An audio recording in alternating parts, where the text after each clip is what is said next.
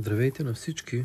Хората от голямата промоция на Озон 4 книги на цената на 3 си купуваха, така да се каже, сериозна литература, а пък аз си купих, освен книжките, и тези два комикса, посветени на любимия таралеж на поколения читатели Соник.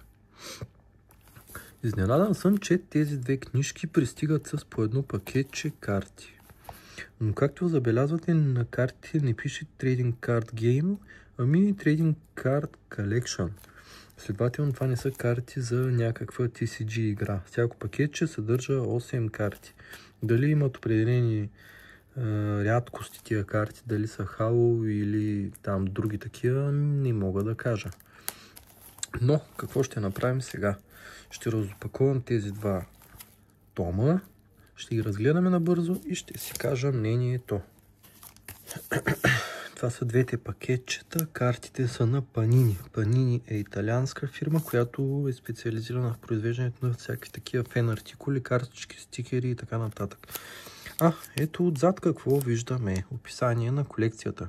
Колекция от 243 карти, 150 базови карти, 50 Rainbow Foil карти, 25 Glow in the Dark карти и 15 Fresnel Lines. Това не знам какво означава.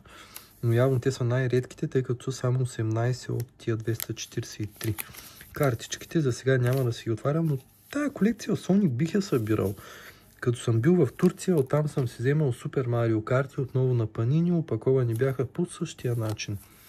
Като и там имаха рядкост, ама така и не я запомнях. Помня, че имаха нещо Gold и Silver и това беше общо взето. Ето я първата книжка, Sonic Таралежа. Таралежът Sonic. Отдолу виждате, то си го пише. Продукт на Sega. Продукт на Sega имам преди Таралежа Sonic е марка на Sega. Иначе издателството е вече превърнало се в любимо на читателите ProBook. Като искам да кажа, че клипчето не е спонсорирано от издателство ProBook. Така изглежда страницата на комикса. Тук отгоре е единичка за брой 1. Таралежът Sonic надпис. И авторите Флин, Ярдли, Томас, Ернандес, Стенли. Които и да са. Не ги познавам, тъй че тия от вас, които са навътре в комикс историите за Sonic, може да ми извинят невежеството. Така изглежда самата книжка, изключително красива корица. На нея виждаме Тейлс и Соник. Очевидно по време на някакъв екшън бушуващ, като рисунките са много красиви. Харесва ми решението да има и тази синя рамка тук. Нека за първи път да отгърна и самата книжка, да видим за какво иде реч. Така, на предната страница ни посреща отново добре познатия ни таралеж Sonic, отдолу логото Sega. И всъщност тук ни е обяснено всичко. Буквите са дело на Кори Брин, туш Джим Амаш или Амаш, предполагам, и Боб Смит, цвят Мат Хернс, Адам Томас, Хидър Брекел. Сценария е на Ян Флин и авторите на самите рисунки. Тук е информацията, предоставена за самата книга, за издател и така нататък и така нататък. Дайте на пауза, ако всичко това ви е интересно, а пък иначе ето информацията и за българското издание. Преводач Емил Симеонов, отговорен редактор пак Емил Симеонов, преводач Ясен Иванов и на Димитрова, издател ProBook. Самият аз съм огромен фен на Sonic, тъй че за мен е голям кеф да държа в ръцете си комикс, посветен на любимия ми таралеж. Още повече, когато този комикс е нарисуван в този, смея да твърдя, класически за Sonic стил. Но дори игричките, които ги играя на емулаторната си конзола, ето тази конзолка, игричките, които играя на Sonic, са, нали, тия класическите, и затова артворка, така да се каже, ми харесва и ме привлече да си ги взема. Много е красив, като на последните страници виждаме това навярно са някакви такива алтернативни илюстрации или бонус илюстрации към самата книжка.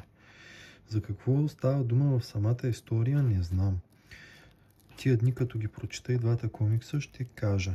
Тъй, че това са първите ми впечатления, не е ревю, ами първите впечатления и разглеждане на книжните тела. Корицата Гланц, страничките са много приятен на допир мат. Всъщност, последните лица на земята отново от ProBook комикса беше в същия формат. Само че малко по-дебела и малко по-малка като чисто размерно.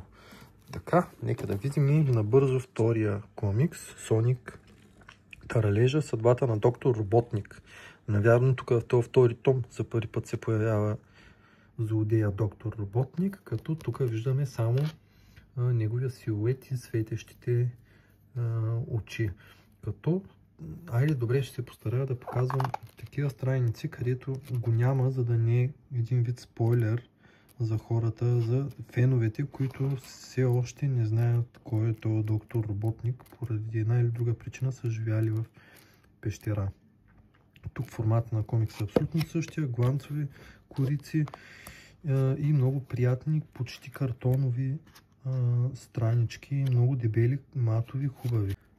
Ако ви е интересно, можете да дадете на пауза и да си прочетете това описание отзад. Това е описанието на първата книжка. А пък това тук е описанието на втората книжка. Дали ще има трета, четвърта, не мога да кажа. Само хората от ProBook могат да ни кажат това нещо. Тъй, че, уважаеми приятели от ProBook, коментирайте клипа, за да кажете дали ще ни зарадвате с нов Sonic комикс. Нов том, трети том. Като във втората книжка отново наблюдаваме на финала няколко такива като бонус странички, които са наистина много красиви илюстрации. Много ми харесват.